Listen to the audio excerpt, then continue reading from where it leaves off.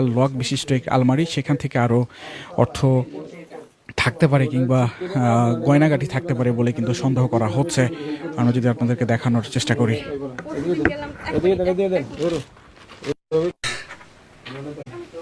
আপনার মেন তো সিন্ধুক, আপনার মেন সিন্ধুকের চাবি রাখবেন না?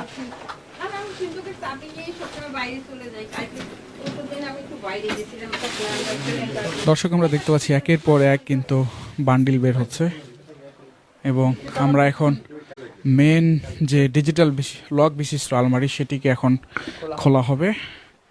আমরা যদি আপনাদের দেখানোর চেষ্টা করি।